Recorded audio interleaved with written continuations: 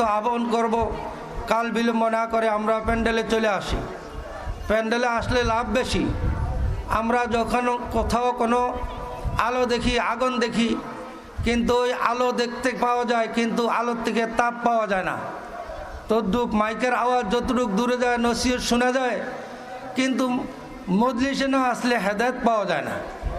এই জন্য এটা হেদায়েতের মজলিস, কোরআনের মজলিস, আলেম ওলামার মজলিস, আমার আপনার জীবনের হয়তো শেষ মজলিস। এই জন্য সকলের কাছে আমার উদারত আহ্বান, আমরা কাল বিলম্ব না করে মাহফিলে উপস্থিত হওয়ার জন্য বিশেষভাবে অনুরোধ জানানো হচ্ছে। আলহামদুলিল্লাহ, আজকে পশ্চিম ছাগলনাইয়া দারুত তাকওয়া নুরানি তালিমুল কোরআন মাদ্রাসার বার্ষিক মাহফিল। আলেম ওলামারা বয়ান করবেন, ফাঁকে আমরা যে বাচ্চাদের লেখাপড়ার সাইট নিয়ে কিছু প্রদর্শনী দেখেছি, এটা আমাদের কাছে খুব ভালো লাগছে না খারাপ লাগছে বলেন? আলহামদুলিল্লাহ। কীরকম ভালো? এই কথাগুলা, এই কাজগুলো আমাদের সকল মুসলমানের দরকার কিনা বলেন? দরকার, সকলের দরকার। কিন্তু দরকার যেই আমরা যারা বয়োজ্যেষ্ঠ আছি, আমরা কি আমাদের বাপ মার জানাজা পড়াবার যোগ্য আমার আপনার হয়েছে বলেন? কথা বলেন নাই। আমরা কি এইভাবে ইংরেজি কথা বলার যোগ্যতা অর্জন করতে পারছি বলেন? না। আমরা কি সহিভাবে কোরআন তেলাওয়াত করার যোগ্যতা অর্জন করতে পারছি বলেন? না। কিন্তু দরকার কিনা বলেন? দরকার। এখন আমরা এই দরকারি জিনিসগুলা দরকার স্বার্থ আমরা পাইনি, কিন্তু আল্লাহ পাকের মেহেরবানি, আল্লাহ পাক এমন এক প্রতিষ্ঠান আমাদের এলাকার মধ্যে প্রতিষ্ঠিত হয়েছেন, আমাকে আপনাকে ক্ষমা করার জন্য, আমাকে আপনাকে জান্নাতে নেওয়ার জন্য। এই জন্য কি আমরা শুকর আদায় করবো না? কি বলেন? আরে শুকুর আদায় করবো নি?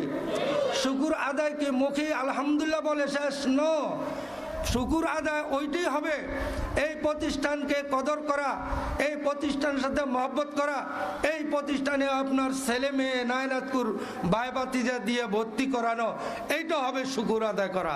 ঠিক কিনা বলেন?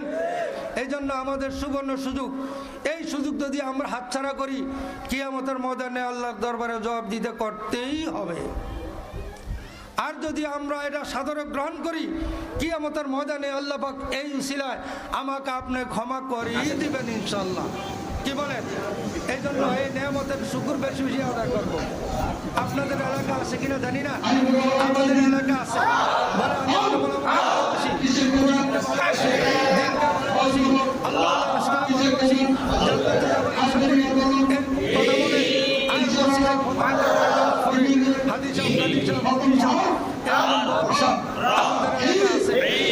কিন্তু দেখা যায় তার একটা সন্তান, তার একটা তার একটা বাড়ি, তার চেষ্টায়, তার প্রচেষ্টায়, তার মেহনতে একটা ভর্তি করে নাই, কোরআনের প্রতিষ্ঠানে দেয় নাই।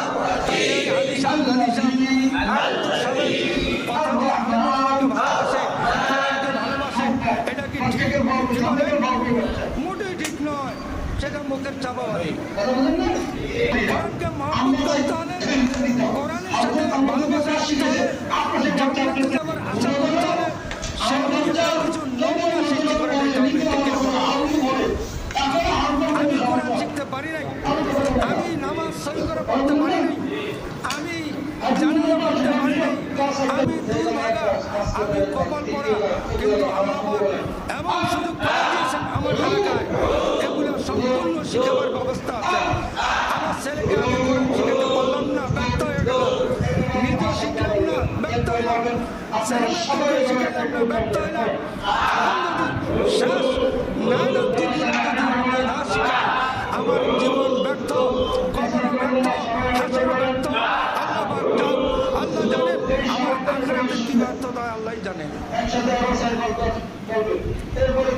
যেই বাবার জানাজা, যে সন্তান পাইল, সন্তান পড়াইলো, যে দাদার জানাজা তার নাতি পড়াইতে পারলো, ওই দাদার মতো, ওই বাবার মতো সৌভাগ্য, সুনাম ধন্য, আখিরাতের সফলতা এবং দুনিয়াতে